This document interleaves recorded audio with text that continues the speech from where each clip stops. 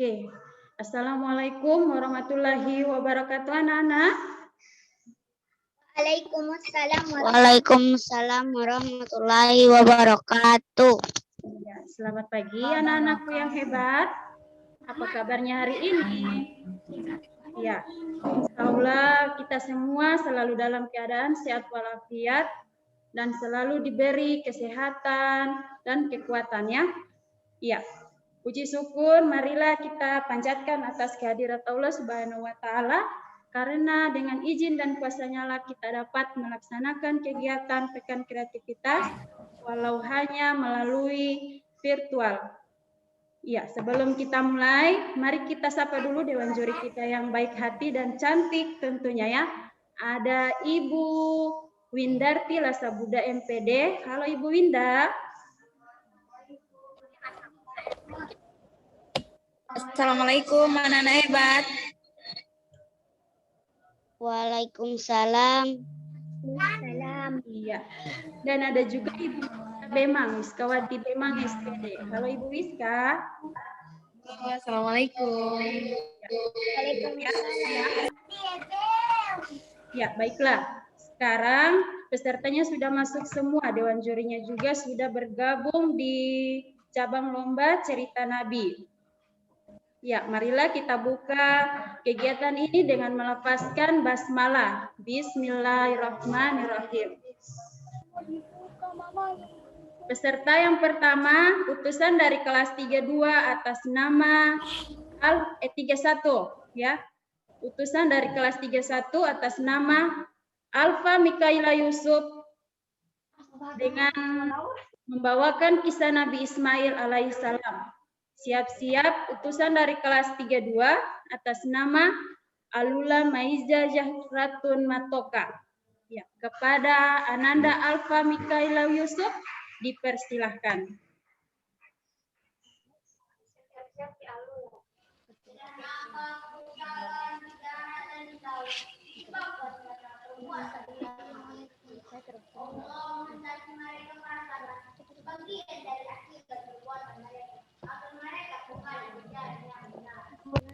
Assalamualaikum warahmatullahi wabarakatuh. Hari ini saya Alfa, perwakilan dari kelas 31 akan membawakan cerita Nabi Ismail alaihi salam. Nabi Ismail adalah putra Nabi Ibrahim alaihi salam. Nabi Ismail tinggal di Al-Halil Hebron, wilayah Kan'an.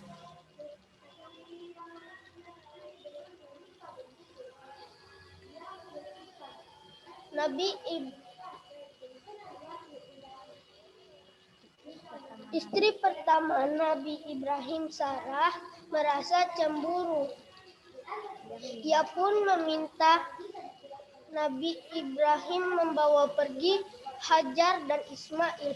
Mereka pun pergi ke Mekah.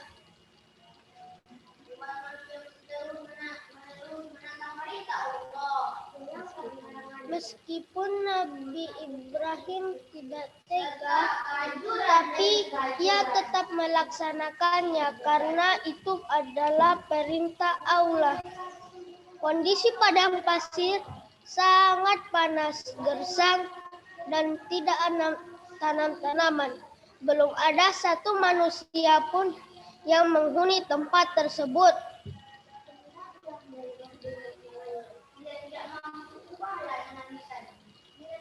Sebelum pergi, Nabi Ibrahim berdoa, "Ya Tuhan kami, sesungguhnya aku telah menempatkan sebagian keturunanku di lembah yang tidak memiliki tanam-tanaman. Yang demikian itu agar mereka mendirikan sholat.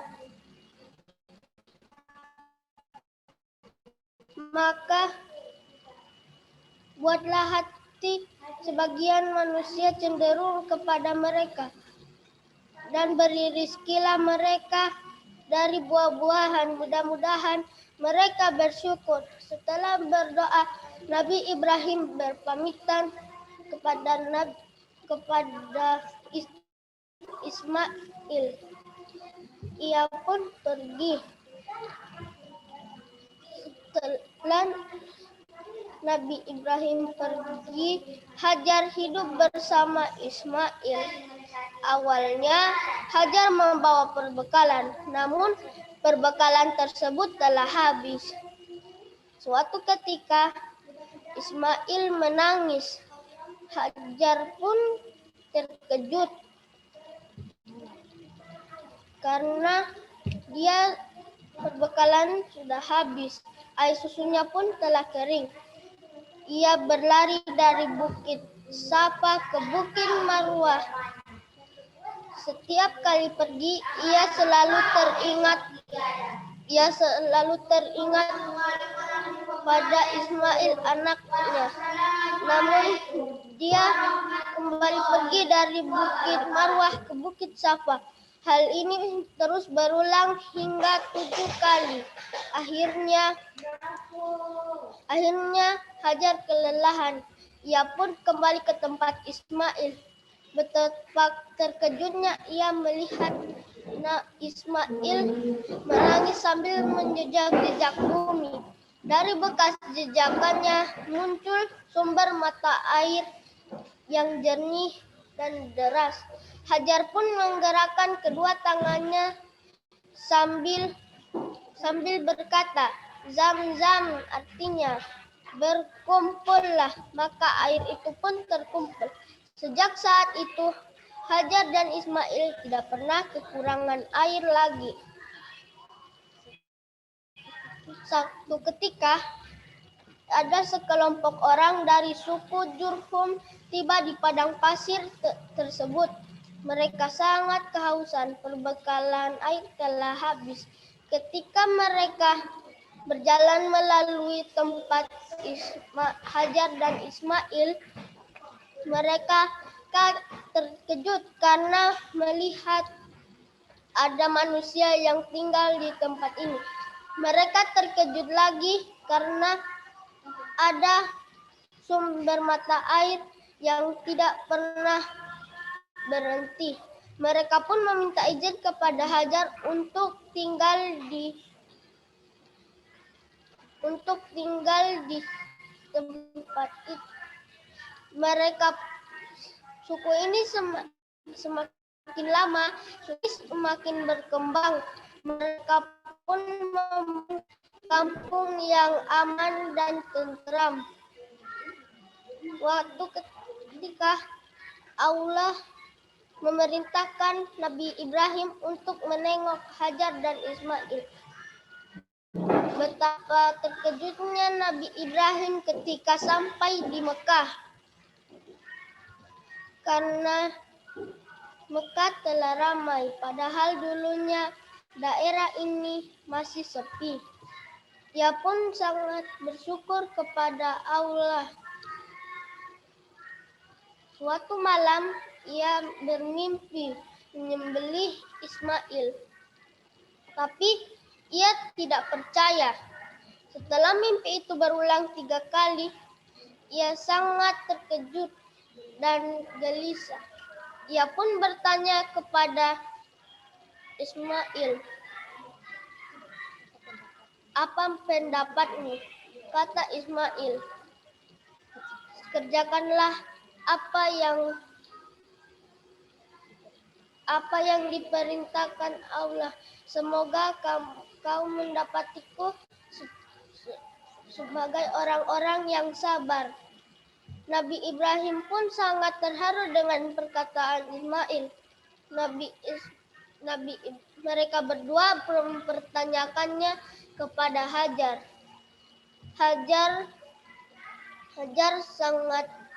Walaupun Hajar sangat berat hati, tapi mereka adalah orang-orang yang taat dan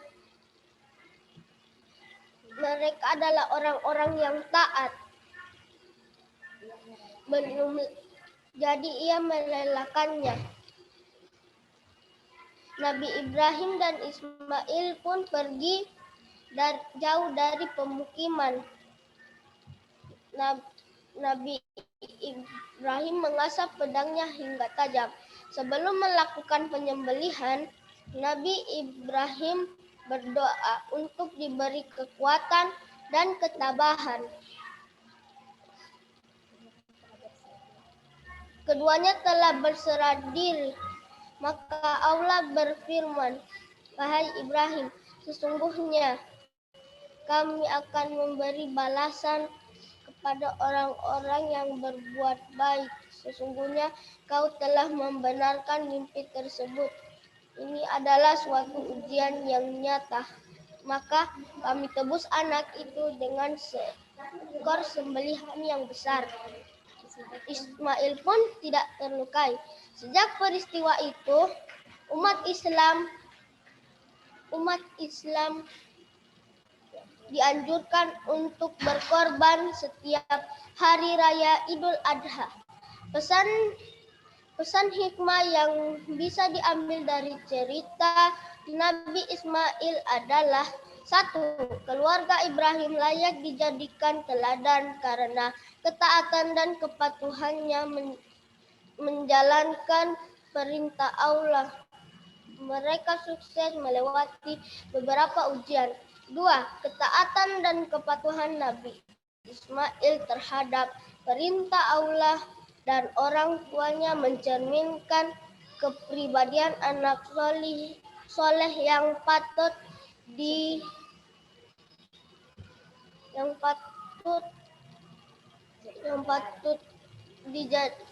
dicintai Allah. 3. Ketinggian budi pekerti yang dimiliki Nabi Ismail membuatnya dicintai Allah. 4. Perintah penyembelihan Ismail mengandung hikmah bahwa Allah mengajak tentang berkorban agar manusia senantiasa peduli yang sama yang lain. Demikian cerita kisah Nabi Ismail mengandung Nabi Ismail yang saya dapat bawakan pada kesempatan kali ini. Terima kasih. Assalamualaikum warahmatullahi wabarakatuh.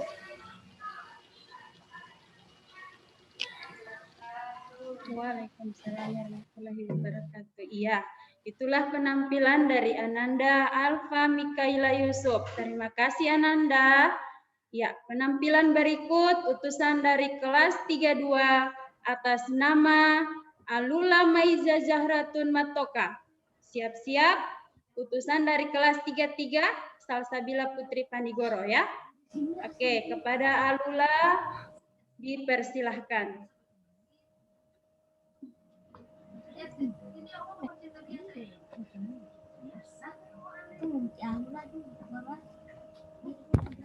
Assalamualaikum warahmatullahi wabarakatuh.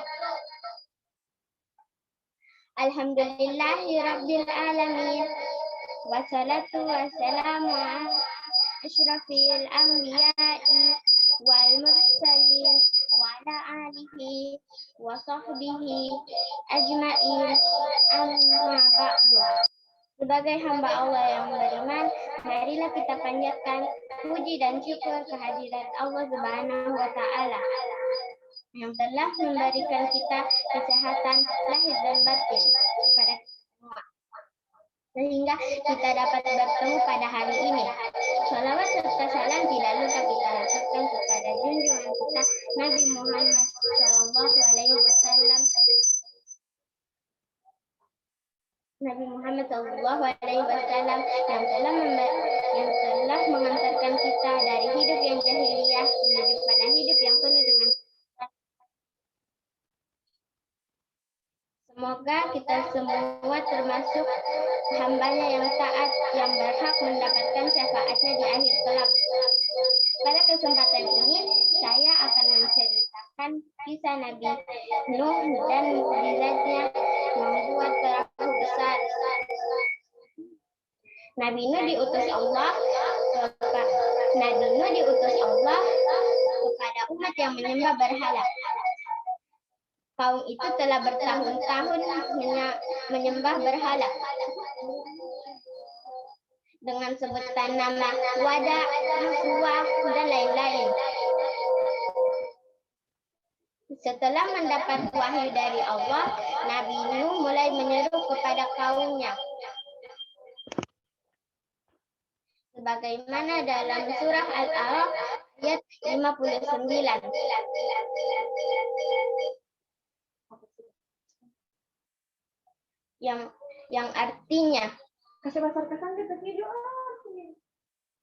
Yang artinya kami telah mengutus Nuh pada kaumnya, lalu berkata, wahai kaumku, sembahlah Allah.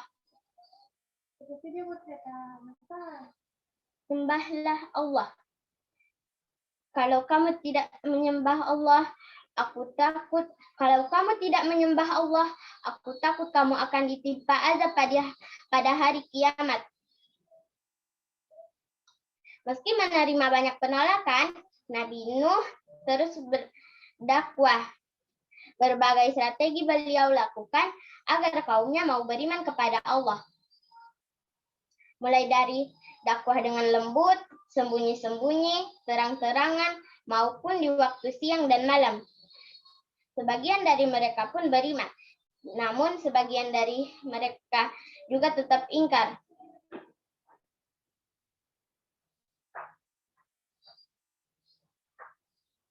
Menghadapi kaum yang begitu durhaka, Nabi Nuh pun berdoa kepada Allah dan meminta pertolongan. Sebagaimana dalam surah Al-Qamar ayat 10.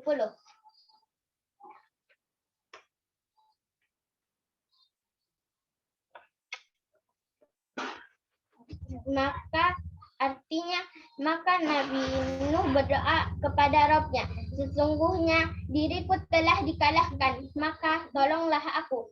Lalu pada surat Nuh ayat 26, wahai Rabbku, janganlah engkau biarkan seorang pun di antara orang-orang kafir itu tinggal di muka bumi ini.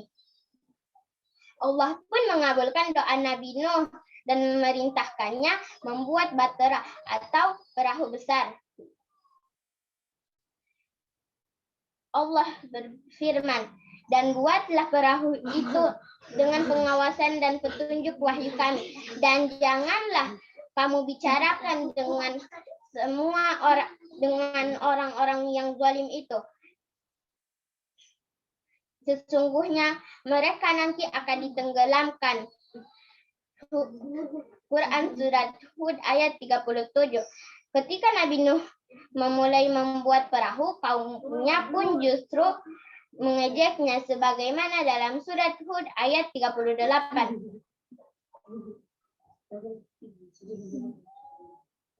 Dan mulailah Nabi Nuh membuat perahu dan setiap kali pemimpin kaumnya berjalan,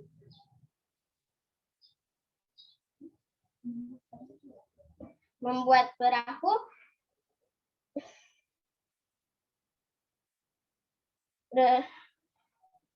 setelah Nabi Nuh selesai membuat perahu, Allah pun menurunkan hujan yang begitu deras hingga menenggelamkan bumi. Kaum yang mengikuti, yang beriman kepada Nabi Nuh, yang mengikuti ajaran Nabi Nuh, selamat di dalam kapal. Namun yang tidak mengikuti ajaran Nabi Nuh tenggelam dan binasa. Teman-teman, cerita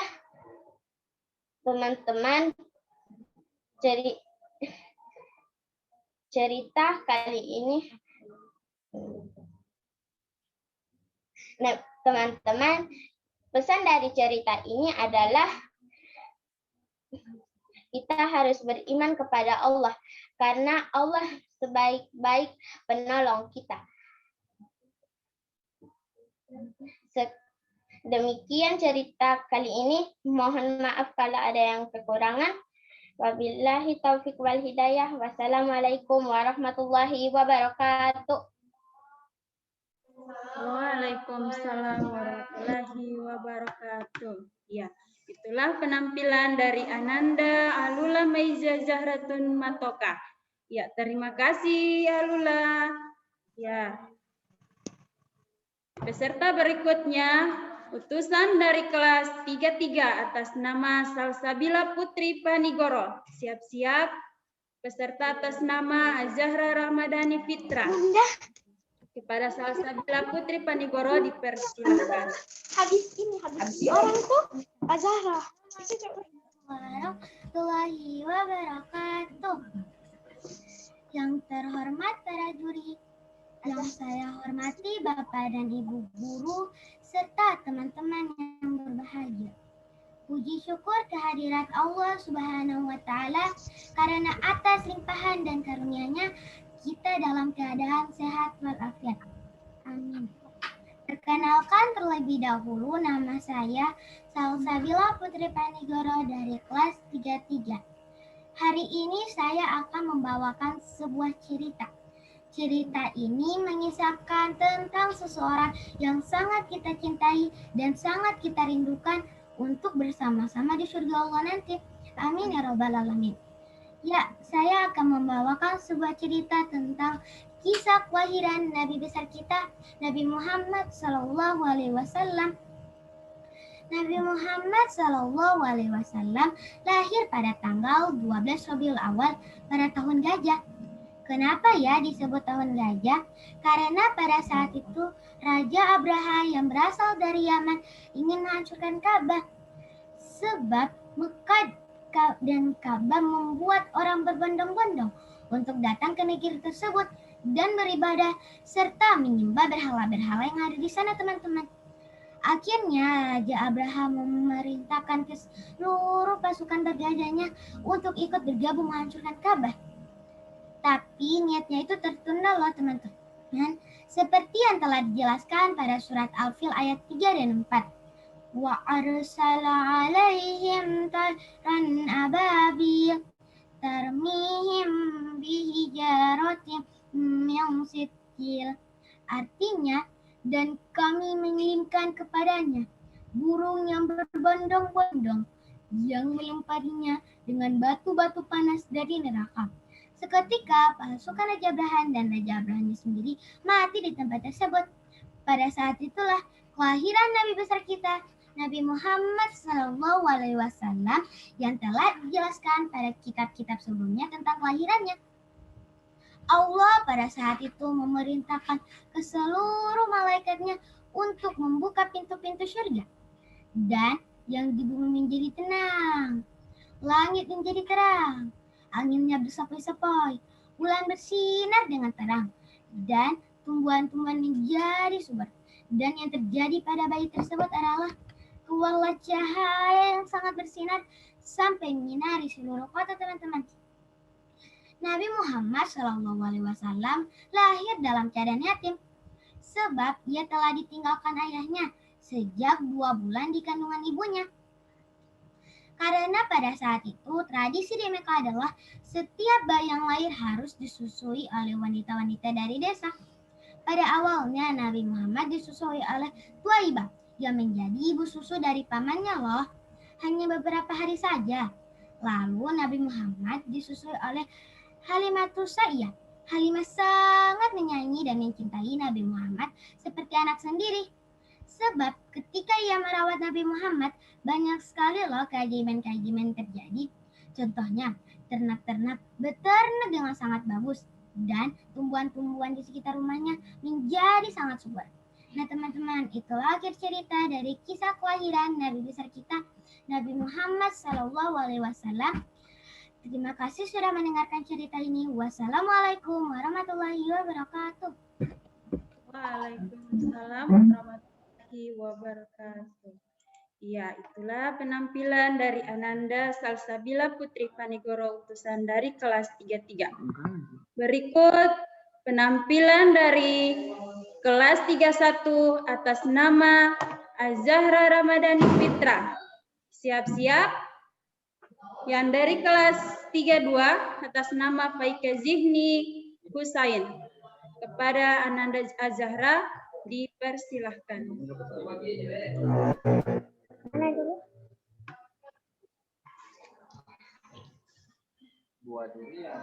Buah durian, buah kedondong. Siapa yang jawab salam dapat pahala. Assalamualaikum warahmatullahi wabarakatuh.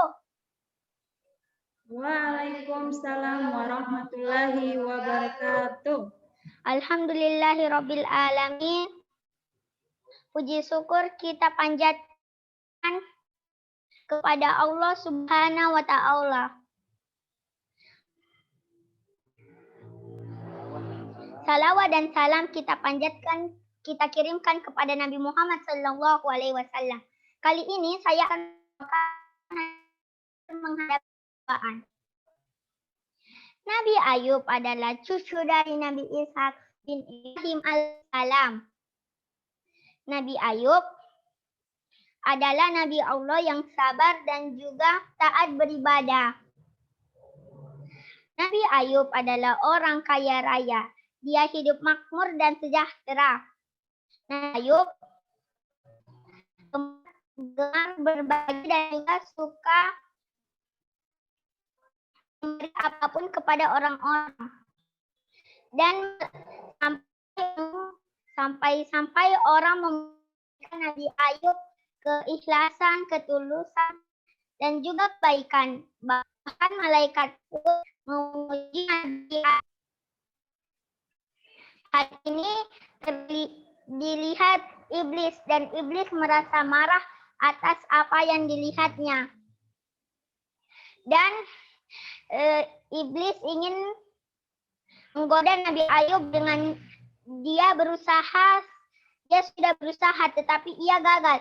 Dan ia pun dan para pembantunya memulai menyerbu keimanan Nabi Ayub.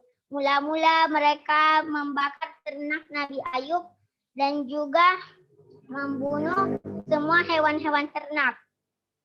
Dan Nabi Ayub tetap sabar menghadapi apa yang dilihatnya. Dan setan pun tidak putus asa dan setan pun mendatangi putra dan putri Nabi Ayub dan di rumah Nabi Ayub. Dan setan pun mengguncang-guncangkan rumah Nabi Ayub sehingga roboh. Kemudian Nabi Ayub pun tetap bersabar. Dia sedih, menangis, tetapi jiwa dan hatinya tetap kokoh dalam keyakinan bahwa Allah yang Maha Pemberi yang menghendaki semua itu. Dan setan pun tidak putus asa dan dia memberi Nabi Ayub penyakit kulit yang sangat menjijikan sehingga orang-orang tidak ada ingin mendekati Nabi Ayub karena takut tertular dan mereka mengusir Nabi Ayub dari kota tersebut. Dan setelah itu Nabi Ayub pun tinggal di gubuk kecil yang jauh dari pemukiman manusia. Dan setelah itu pun Nabi Ayub pun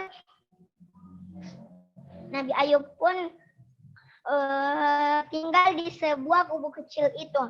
Lalu sudah bertahun-tahun penyakit Nabi Ayub belum sembuh.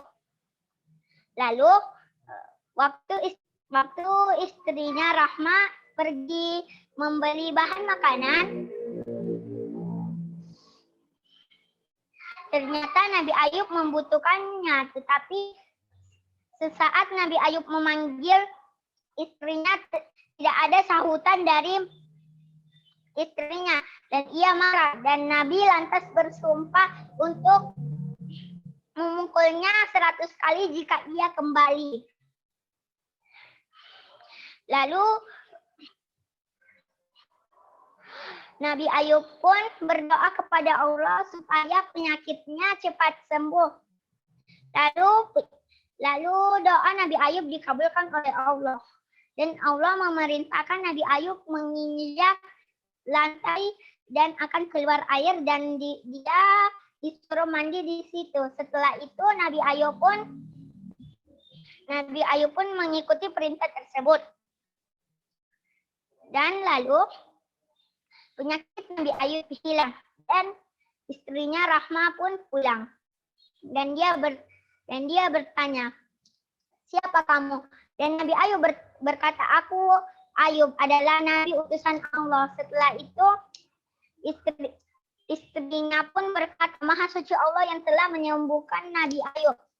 Setelah itu Nabi Ayub menceritakan sumpahnya yang dikatakannya tadi. Setelah itu istrinya pun berkata, "Pukul aku jika itu sumpahmu." Setelah itu kemudian Nabi Ayub pun bingung karena dia sangat menyayangi istrinya itu yang setia. Setelah itu dan turunlah perintah Allah, pukul dia.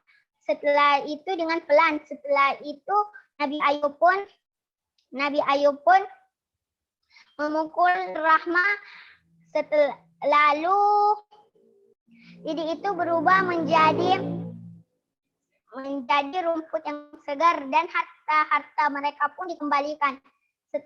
Lalu Nabi Ayub pun diundang kembali di kota mereka. Hikmah dari tersebut adalah kita harus bersabar dalam mencoba hal yang sulit. Wassalamualaikum warahmatullahi wabarakatuh. Waalaikumsalam warahmatullahi wabarakatuh. Iya, terima kasih Ananda Zara Ramadhani Fitra ya. Oke, peserta selanjutnya utusan dari kelas 32 atas nama Faika Zihni Zafira Husain. Siap-siap. Utusan dari kelas 33 atas Mifta Al-Fatunisa Dano. Kepada Ananda Faika Zihni disilahkan. Assalamualaikum warahmatullahi wabarakatuh. Hari ini saya akan menceritakan kisah tentang Nabi Adam.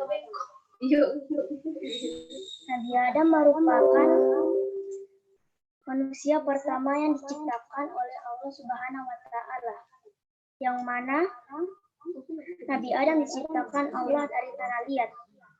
Setelah wujud Nabi Adam menjadi sempurna, Allah meniupkan ruh kepada Nabi Adam. Setelah ditiupkan ruh kepada Nabi Adam, maka Allah Subhanahu wa Ta'ala menyuruh seluruh makhluk untuk berkumpul. Karena Allah Subhanahu wa Ta'ala ingin menyampaikan sebuah titah, yang mana makhluk harus mentaati perintah Allah Subhanahu wa Ta'ala tersebut. Isi dari titah tersebut yaitu agar mereka mau sujud kepada Nabi Adam. Mendengar perintah tersebut, Allah Subhanahu wa Ta'ala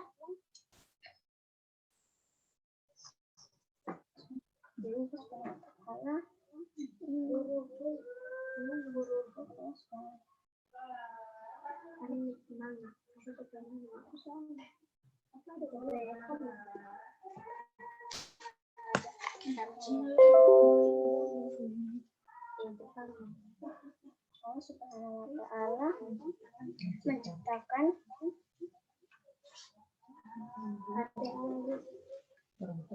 perempuan yang bernama Hawa. Allah Subhanahu wa Ta'ala dengan hal itu Allah Subhanahu wa Ta'ala merasa murka dan iblis diusir dari surga. Iblis pun meminta kepada Allah untuk diberi umur panjang sampai hari kiamat untuk menyesatkan dan membawa Adam dan keturunannya ke dalam neraka. Allah Ta'ala pun menerima permintaan iblis. Setelah beberapa hari kejadian tersebut, Allah Subhanahu wa Ta'ala melihat Adam kesepian dan oleh karena itu Allah Subhanahu wa Ta'ala menciptakan perempuan yang bernama Hawa yang diciptakan dari tulang rusuk Nabi Adam alaihissalam.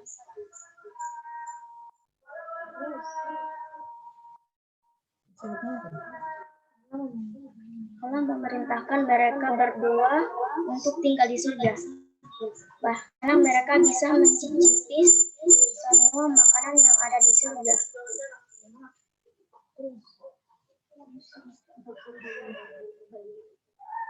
Dan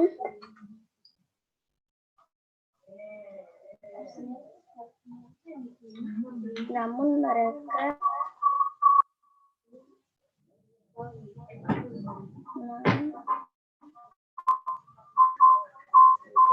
tetapi ada satu pohon yang tidak boleh didekati apalagi mencicipinya, yaitu pohon khuldi. Namun Adam dan Hawa pun terpedaya bujuk rayu iblis. Mereka mencicipi buah khuldi tersebut. Dan Adam dan Hawa pun dikeluarkan dari surga dan turun ke bumi. Nabi Adam kemudian meminta ampun kepada Allah dan Allah pun menerima tobat Nabi Adam. Namun Nabi Adam terus dikeluarkan dari surga dan turun ke bumi. Nabi Adam dan Hawa juga membangun keluarga di bumi dan melahirkan hingga 40 anak. Dengan riwayat yang menyebutkan anak Nabi Adam dan Hawa kembar.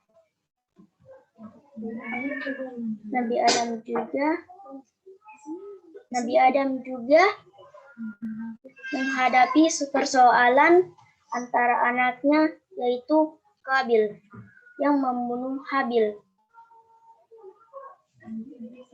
Nabi Adam sangat murka kepada Qabil.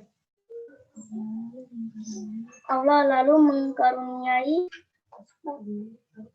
Nabi Adam dengan anak laki-laki yang bernama Syits. Anak yang cerdas, berakhlak baik,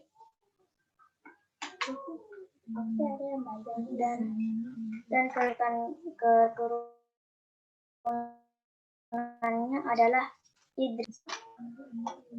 Nabi Adam lalu jatuh sakit saat berusia 960 tahun dan berwasiat kepada Syits meneruskan dakwah.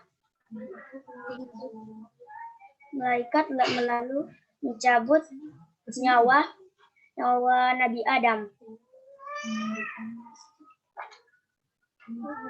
Dan demikianlah cerita Nabi dari saya. Wassalamualaikum warahmatullahi wabarakatuh. Assalamualaikum itu nama. Waalaikumsalam warahmatullahi wabarakatuh. Ya, itulah penampilan dari Ananda Baike Zini Zafira Husain. Terima kasih Ananda. Ya, peserta berikut utusan dari kelas 33 atas nama Miftah Alfatun Nisa Danong. Kepada Ananda dipersilahkan. Assalamualaikum warahmatullahi wabarakatuh. Bapak, Ibu Guru Dewan Juri yang saya hormati, saya Miftah Alfatun Nisa Danong dari kelas 33 akan membawakan kisah Nabi Nuh alaihi wasallam. Allah mengutus Rasulnya di negeri Armenia. Ia adalah Nabi Nuh alaihi wasallam.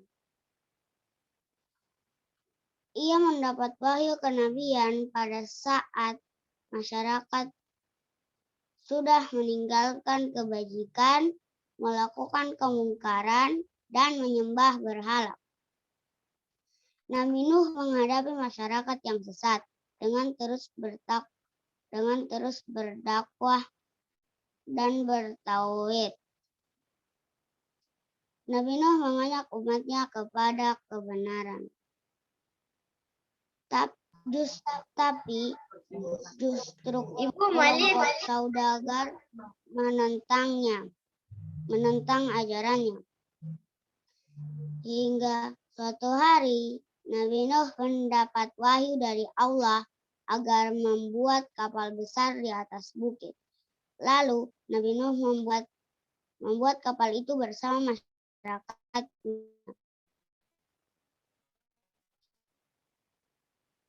Orang-orang kafir mengira bahwa Nabi Nuh sudah gila karena membangun kapal besar di atas bukit saat musim kemarau yang sangat panjang.